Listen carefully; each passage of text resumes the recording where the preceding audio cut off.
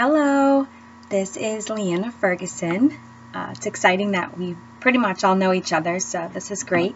But this is my presentation on my post-conference lesson plan focusing on therapeutic communication. So I hope you enjoy. A little bit about me, which I know a lot of us know a lot about one another, but I have been a nurse for 8 years.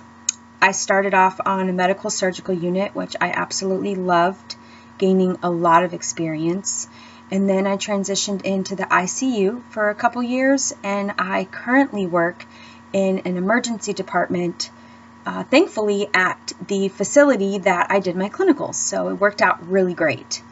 I have no formal teaching experience other than with our practicum environments that we've had the opportunity to experience the last year and a half, but I will be taking on an adjunct instruction position this summer and with a university in my area. And again, it's a great experience because I'll be at my facility again, so I'll have the experience of the clinical, plus I already work there, so it will be wonderful.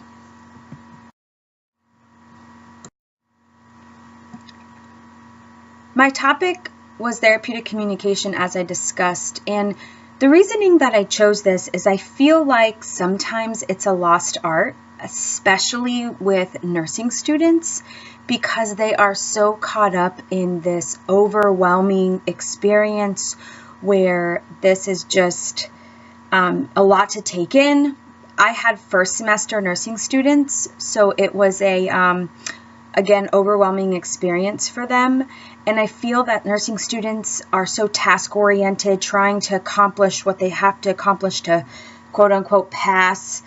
But I want them to understand that effective therapeutic communication is really important for the care of your patient and then having positive patient outcomes, because they want to know that the patient wants to know that they're understood. And that it truly is an integral part of the relationship between the nurse and the patient. That trust relationship that we're supposed to establish and we're known for, I feel starts with that communication effort on the nurse's part, because the patient's already nervous and scared and they have to be comfortable with taking that first step.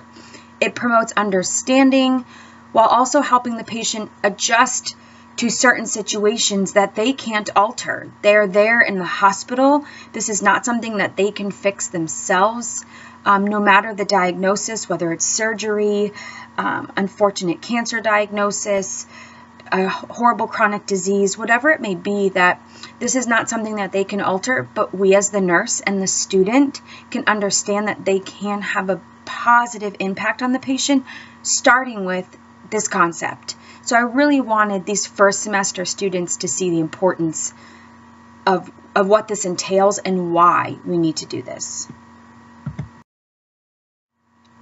So let's talk about my students. As I mentioned, they are first semester nursing students. This was at a community college. It's called Hillsborough Community College. They're associate's degree nurses. And I had a total of 5 clinical students, which I felt was actually nice because I had a lot of focus on these students. I got to know them very well, and it didn't seem very overwhelming. And again, I was at my facility, so it made it a little more comforting. There was 4 women in my group and 1 lonesome male, but he was wonderful. The average age, I guessed on a couple ages, was about 36. I might give or take a few years, but that was about the average age of the 5 students. All of them except 1 were obtaining a second degree. One of them had a degree in informatics. The other one had a degree in public health. And then one of them, as I mentioned here, is a LPN student. I come to find out that he never practiced as an LPN, but he took the test and passed, but actually also has a degree in microbiology. So they were very well-rounded individuals, which was a wonderful experience for me. They all were in full-time jobs. Like I said, one of them was a microbiology major, and he worked with a company Another woman worked at another hospital doing informatics, working with their charting system. Another one was a full-time stay-at-home mom, which is definitely a full-time job. And the other two worked full-time jobs at clinics or with family companies. So it was a great, again, group of students. 3 of the students had children at home, being, elementary school age, so they had a lot to deal with. They all attended class on nights and weekends, so these students worked Monday through Friday, 9 to 5 jobs, and then 2 to 3 days a week they went to class at night, and then Saturday was their clinical day, which we were there from 6:30 till 3. And all of them were married, which was great because they all had some type of support system, which I felt was very helpful for them.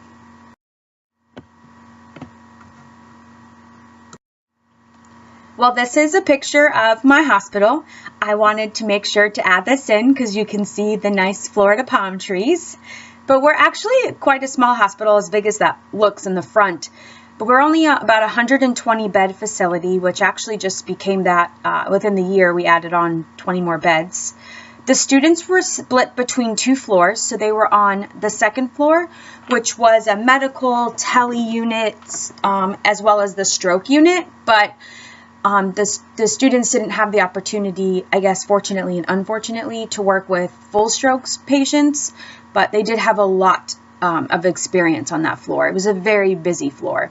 And then the 5th floor is the orthopedic surgical, mostly orthopedic patients. They actually got to experience a lot of different surgical patients as the hospital became full and patients were kind of placed wherever. So they got a lot of well-rounded experience.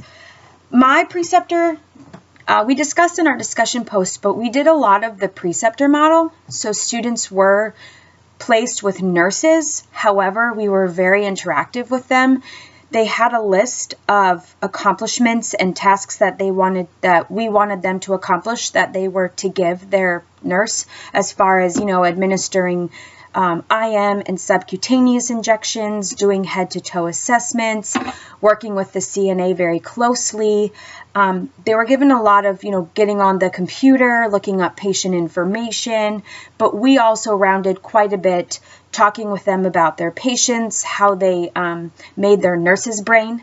My preceptor, Joe, was very particular about formulating information that they gathered from their nurses and helping them really put together a picture of the patient, calling it the nurse brain. And they actually really progressed with that, which was wonderful. But as much as they did the preceptor model, we were very interactive with them as well throughout the day, which was a great experience. I dwindled my learning objectives down to 3.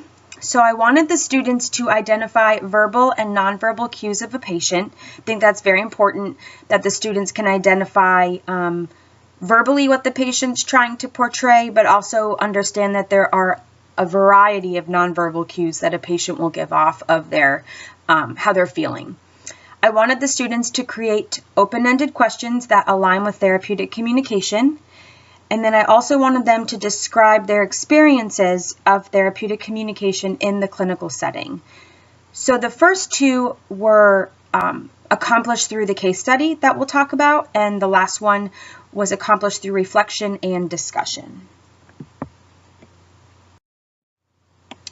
As far as the teaching strategies goes, the students actually already learned this concept in the beginning of their didactic learning. The students actually had 6 weeks of didactic and skills lab before even stepping into the clinical setting, so they were a little more comfortable with some information.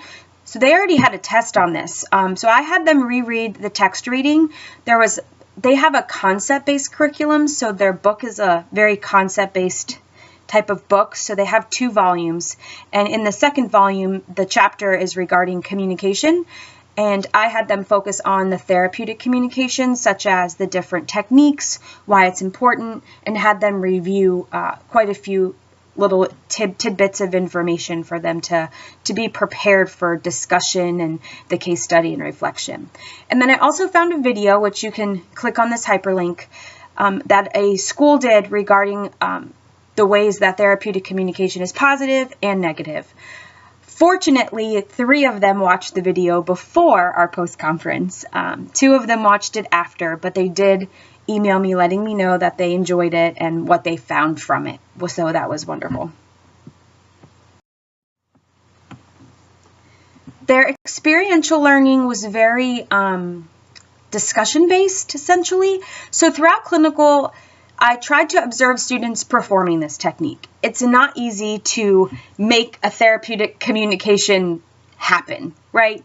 So I went in with a lot of the students to watch them do their head-to-toe assessments on their patients, which then allowed us to communicate with the patient. I did a lot of probing and discussion starting with the patient because they're obviously first semester students, they're nervous. So I had the opportunity to really show them how you can ease into the conversation, and it's really not a check-off list. It was really getting to know your patient and really digging into really just having a conversation, which turns into therapeutic communication. If I had the opportunity with the students to do some type of communication and therapeutic relationship, we talked about how did they feel during that. We talked about some of the techniques that they used. What did they think that they did well? How do they feel that the patient responded? And what would they have done differently? Now, I also utilized this in the post-conference because a lot of the students, I didn't have that opportunity to be in the room with them. But in post-conference, students did discuss their experiences, and we kind of went through these questions as well. And they had the opportunity to answer them and really reflect and realize, like, oh, I did have a lot of conversation with my patients and got to know them. And then during the actual post-conference lesson, which was, again, very discussion-based, we discussed the techniques of therapeutic communication, and we talked about why it's important for the nurse-patient relationship. And I told the students, they were very well aware that I'm okay with silence. So it was a great experience as I didn't just answer for them. I really wanted them to think, and a lot of them had a lot of good feedback. And I could tell that with their life experience, they were able to really draw in experiences with their patients, which I found was very helpful in conversation. So actually would have been interesting to see how this post-conference would go with, younger students who don't have a lot of life experience. But we'll see how that goes in the future. So again, we discussed the student's experience, and then I had them complete a case study that I developed from an actual patient experience, which you will see in my documents. In regards to reflection, during the post-conference, I had the students reflect on their experiences, which I told you what we talked about, but having them discuss their experiences and really have a post-conference discussion, really digging into why it's important, what they learned, and how they're going to use this in the future, because again, they have another 1.5 years of clinical experience and why they thought this was important. They did complete a reflection journal on their experiences. They picked an experiences, they discussed the techniques that they were supposed to use, the patient outcomes, and how they would apply this to their future learning, which the students did a great job responding in full sentences and really putting a lot of thought into their answers. As I mentioned, I did assess student learning through a case study, so the students completed the case study. 4 of the 5 students received 20 full points. 1 student received 15. This was a case study regarding a 27-year-old patient. It was actually a patient that I had in the emergency room, and he came in telling me that he was here for vomiting. But the reason ended up through my communication with him in therapeutic discussion, come to find out that he actually drank 750 milliliters of vodka that morning and was under a lot of stress with law school and would not discuss with me if he had any suicidal thoughts or the law school that he attended. and through conversation come to find out that he was just concerned he'd be kicked out. And it was a very good example of how to have hard conversations with the patient to not only assess them, but also let them know that, I'm here to help you. I'm not here to, do any harm, but to establish a relationship with you so that we can help you the best in order to have the best outcomes. The students actually said that they really enjoyed the case study scenario, and once they found out that it was a real situation, they were quite intrigued, which was nice to see their light bulbs kind of go off. Again, they had a reflection journal. They were to respond with a minimum of 2 sentences per answer, and I really encourage the students to be open and truly reflect on their experiences, as I gave them a good idea of why this was so important. And they did a wonderful job.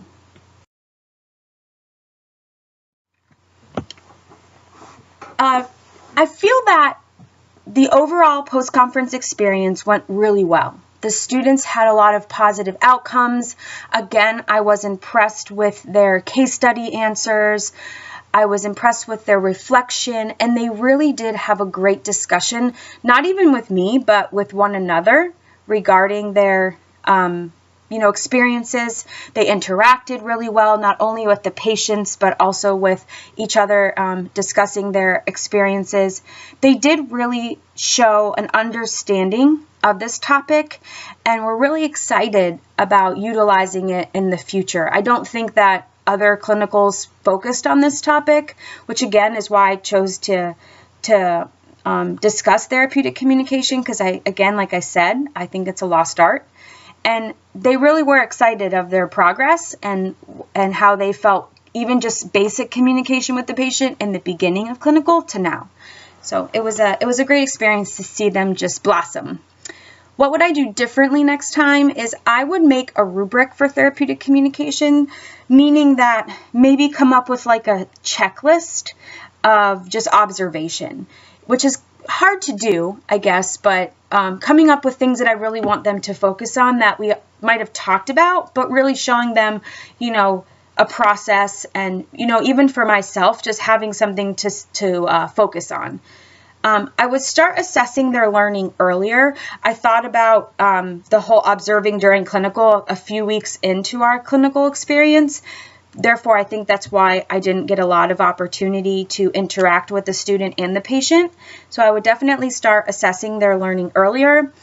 I would make time for the case study review. We ran out of time to review the case study, and I really would have liked to have time to do that so that they can see the different answers and again have another conversation of what each other thought was important, what verbal cues meant, what nonverbal cues meant, and discussing what other students came up for open-ended questions, because they were required to write 2 to 3 open-ended questions that they would discuss with the patient.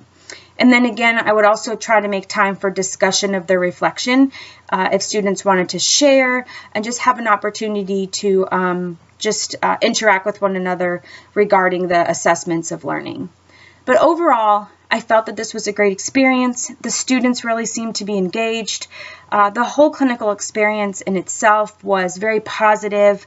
The students made such an impact and difference from the beginning in their progress towards the end, and there were so many learning opportunities for them and for me. I'm glad that it went well, and I hope that you all enjoyed this post-conference and the presentation, and I know that you guys did well, and we graduate very soon. So congratulations, guys. Thank you for listening, and I will talk to you soon.